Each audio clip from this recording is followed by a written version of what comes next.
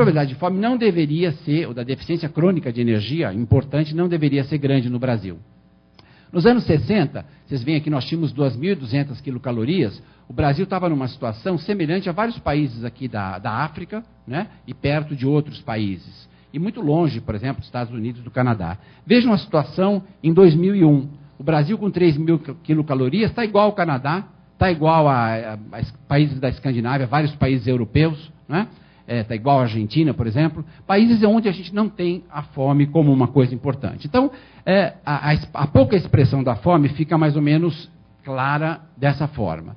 Usando o IMC, é outra possibilidade. Eu pego a proporção de adultos que são muito magros, né? Aqui nessa sala, certamente não haverá 5% de crianças, de pessoas nessa condição, né? Porque são pessoas muito magras. Provavelmente muito menos, mas aí é outro problema. Então, o que a OMS nos propõe é o seguinte: até 5% de pessoas nessa condição de muita magreza é o que se encontra em populações normais onde não há obesidade, né? Depois, entre 5 e 10, a exposição é pequena e assim por diante. Como é que o Brasil estava em 2003, que é o último inquérito que eu tenho de adultos? Eu tinha 4% de brasileiros nessa condição de IMC abaixo de 18,5, o que nos colocaria numa situação muito favorável, né? Parecida com a da Colômbia. Veja, esse indicador é bastante específico da fome. No Haiti, há 20% de adultos muito magros, na Etiópia, 30% e na Índia, 50%.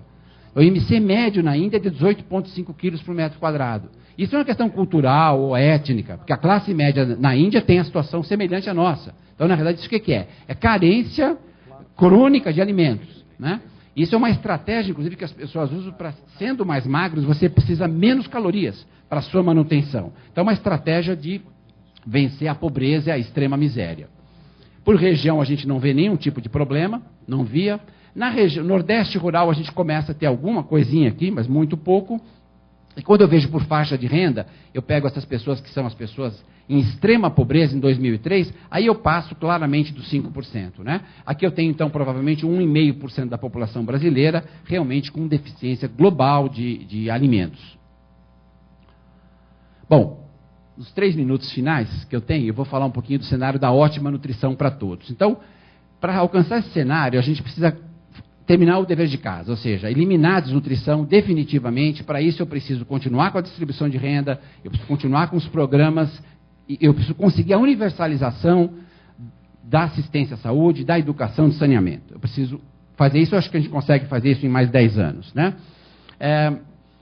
Mas não é só isso. Na verdade, a gente tem outros problemas de nutrição, e como eu falei no começo, problemas relacionados ao consumo excessivo ou desequilibrado de alimentos.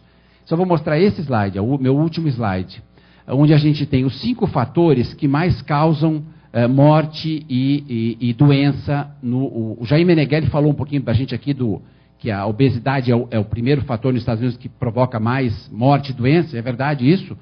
No Brasil é o segundo. Consumo excessivo de álcool é o primeiro. A pressão alta, que basicamente responde ao consumo excessivo de sódio, consumo excessivo de sal. O brasileiro consome muito sal, 2 vezes mais do que ele precisaria. Consumo de cigarros, o colesterol elevado, que traduz basicamente consumo de gordura de origem animal e alimentos processados. Né? Eu posso dar mais detalhes sobre isso. De qualquer maneira, há 3 equívocos frequentes quando as pessoas olham esses dados. Né? O primeiro é achar que esse é um problema que atinge a população rica, a elite. Né? Se atingisse a elite esses fatores, não seriam os 5 primeiros fatores a causar mais morte e doença no Brasil. A elite nossa não é tão grande assim. Né? Ao contrário, é bastante pequena. Ou seja, esses problemas estão aqui porque eles atingem muito a população pobre. Segundo equívoco que se costuma fazer, esses problemas não devem ser matéria de políticas públicas. Isso é uma questão individual, é uma questão de cada um, e o Estado não deveria perder recursos e tempo investindo em programas, em ações para reduzir esses problemas na população. Né? E aí se usa até, se os Estados Unidos têm essa situação, o que o Brasil vai poder fazer com um orçamento muito menor, etc, etc. Bom, é só não se mirar nos Estados Unidos, se mirar na Europa, nos países escandinavos, que tinham condições, a Finlândia, por exemplo, tinha condições muito ruins em todos esses fatores, e através de políticas públicas consistentes conseguiu sair dessa situação. Ou seja, há exemplos de que isso funciona. O terceiro e o final equívoco é você achar que esses problemas são resolvidos com políticas públicas, mas com informação apenas, com educação. Vamos informar o cidadão e ele saberá naturalmente tomar as decisões que ele achar corretas, né? Bom, qual é o equívoco aqui? É ignorar que o comportamento das pessoas, que aqui nós temos comportamento, atrás desses 5 fatores são comportamentos, né? Tanto relação à alimentação, quanto a questão álcool e os cigarros. É o consumo, né? Na realidade,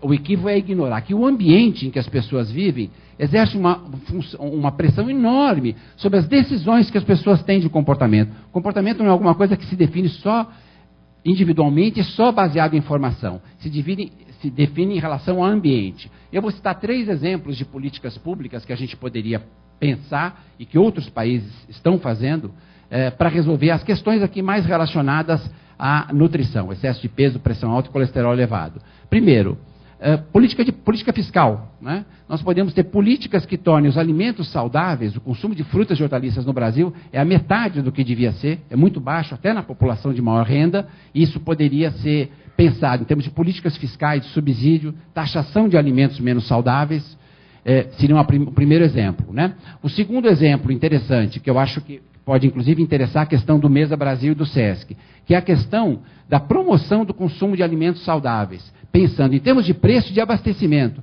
As pessoas, nós temos uma experiência interessante em São Paulo, depois eu posso dar mais detalhes, em que a gente combinou uma intervenção com redução de preço, acesso facilitado e algumas informações na linha do Cozinha Brasil, né, de trabalhar com culinária, etc., em áreas extremamente pobres em São Paulo e conseguimos aumentar o consumo de frutas e hortaliças.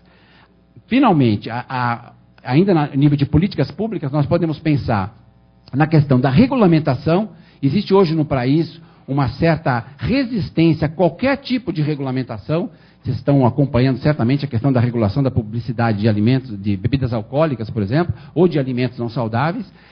Os países desenvolvidos, realmente desenvolvidos, há muito abandonaram essa ideia de que é um território que não se deve regular, é necessária a regulamentação, mas aí essa é a dificuldade que a gente tem em relação a esse grupo de problemas, é que diferentemente da desnutrição, ninguém é contra a redução da desnutrição. Ninguém é favorável à existência da desnutrição. Ao contrário, todos, né, ficam muito contentes com os resultados que se obtêm. Nesse caso, a necessidade de a gente mudar o comportamento, o padrão de consumo da população tem implicações diretas em setores que lucram com esse tipo de comportamento. Então, na verdade, aí a gente tem uma briga política muito grande, briga política que nós só vamos conseguir vencer se, na verdade, com uma aliança que não vai estar restrita aos especialistas em nutrição, mas que precisa levar em conta a sociedade em geral, e é por isso que eu estou terminando essa minha fala com essa colocação. Muito obrigado.